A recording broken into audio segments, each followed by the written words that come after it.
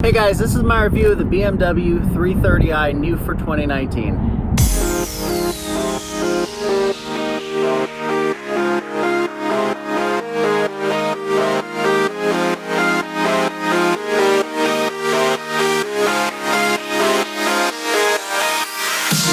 Hey guys, I'm here with the 2019 BMW 330i, coming off the success of the F30, which has been around since 2012 for BMW. Here to give some initial impressions about the vehicle. Coming from more of an enthusiast standpoint, I know there's tons of reviews right now that kind of go over the basic, quirks and features and such, but I kind of wanted to give you guys something coming from more of a traditional BMW car enthusiast. So right off the bat, I will say that the technology in this car is amazing. The heads-up display is very reminiscent of a lot of the Audis, Audi R8, Lamborghini Huracan and such. I don't want to say BMW exactly stole it, but it is pretty much the same thing. The big heads-up display in the middle though, not the best that I've seen. It is better than the older iDrive systems. There's a lot more to navigate in it. And those that know basically the history of the iDrive know that that's not always a good thing. The dial for the new 2019 is a lot bigger than the previous models, so it's easier to use. The shifter is kind of a weird combination of a traditional shifter and the newer kind of push toggle things they're using. What is nice is all the buttons are laid out right next to it for all your basically safety stuff, and since it has the engine auto start, you can turn that off there, your sport mode, start stop, parking button. So you don't have to fumble around with anything on the dash. The interior quality is definitely, honestly, I'm not sure. BMW's kind of taken a different direction with this. The car itself feels a lot more solid on the road than the F30 did. However, I will say the materials inside don't present themselves in any better way. And to be quite frank, the leather materials in here feel like bonded leather. Not so much the higher quality stuff BMW was known for in the past. A lot of the buttons in here feel a lot more similar to something like a Honda or a Toyota than they do to a BMW.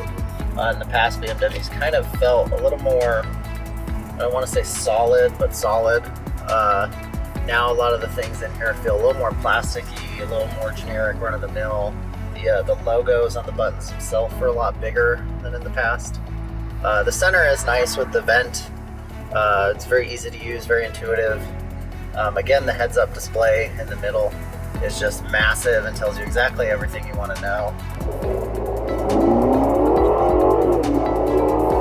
The car does make quite a good amount of power, given that it's only a 4-cylinder engine in it, turbocharged of course, but definitely a big improvement over the 4-cylinder in the prior model. One thing I don't like about the new 3 Series is that it pumps fake noises through the speakers when you put it into sport mode. I know the 4-cylinder turbo probably doesn't make a great noise, but it is noticeable and it does feel a little engineered.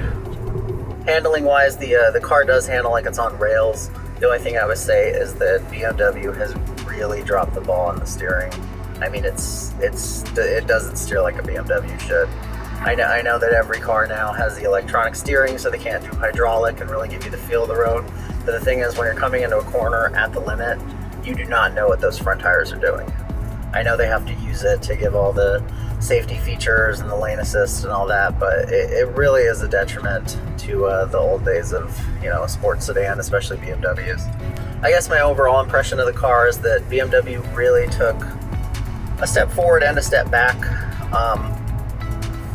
They have to cater to a newer market that demands all these safety things in the car, has to meet all these crash test standards, and a driver that has traditionally been more of an enthusiast for them is now more of a status symbol kind of driver. So they're trying to add more luxury features, and I would honestly say that the brand is kind of taking a step towards the Mercedes line. This car feels a lot more like a C-Class Mercedes than any BMW's ever felt before. However, it does feel nice. It is a nice car to drive. It's sporty, it's powerful. It's very powerful for, basically, I think mid-entry level, luxury car. The sticker price on this thing is $47,000. $40,000 base and then $7,000 of options just to get it anywhere that, you know, a Honda Accord would, same features it would have. So I honestly, I'm not sure if I would justify that for almost $50,000 for this car. It doesn't feel like a $50,000 BMW should feel. If I had to take away the best feature of this car, I would by far say that it's the engine and transmission. The 4-cylinder turbo in this has very minimal lag, takes off like a rocket ship. The F30 took off like a rocket ship, but this is even a step above that. It's not as fast as, say, like, you know, the newer M's or the, you know, faster cars that they make, but the transmission, the new, I think it's a ZF in it, is just lightning quick, almost to the point where it's a dual clutch speed.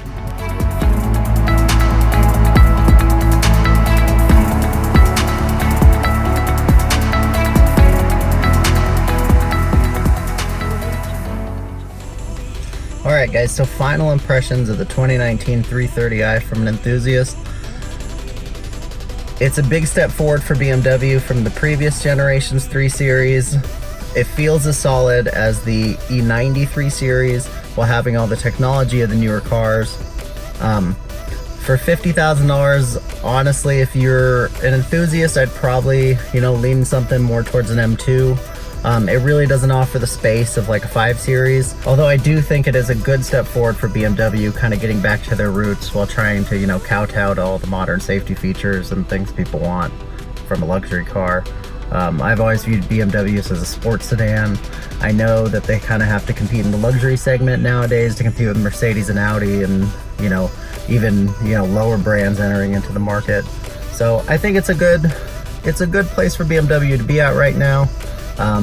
If you've always liked the 3 Series, buy one. If you're more of an enthusiast, probably go the M2 route. If you want something that's just as fast or faster but has actual more usable space, I'd probably go with the 5 Series.